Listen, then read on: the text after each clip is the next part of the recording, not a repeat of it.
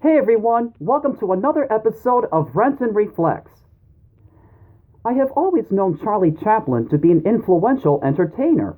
What I didn't know is that he was an influential filmmaker as well, as he made what I may consider to be one of the best films he ever made, The Great Dictator. The story takes place in a fictional country called Tomania around the time this movie was made, which is 1940. It features two characters that are both played by Charlie Chaplin and who happen to look exactly alike. One who's the ruthless dictator of Tomania, the other a Jewish barber.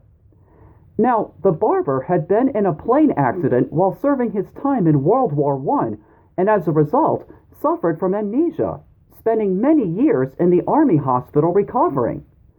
Not long after the barber's release from the hospital and return to work, the dictator has decided to expand his regime and ultimately attempt to take over the world.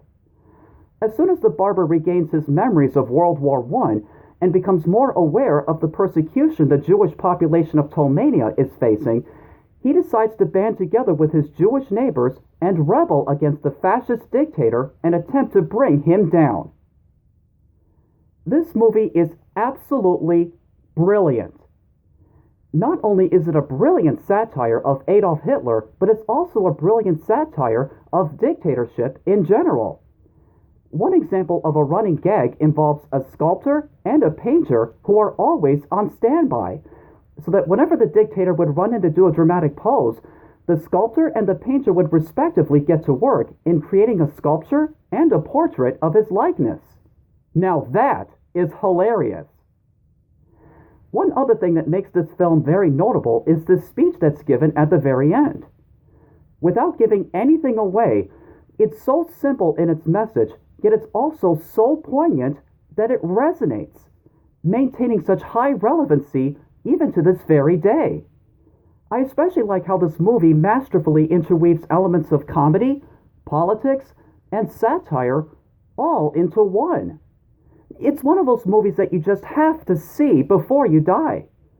So if you haven't seen it yet, you should. Check it out and see what made Charlie Chaplin a true cinematic visionary. For my rating, I give this movie on a scale between 1 and 10, a perfect 10. It's simply a masterpiece that's a wonder to behold. And that, ladies and gentlemen, has been my review. Thanks for watching, and I'll see you next time.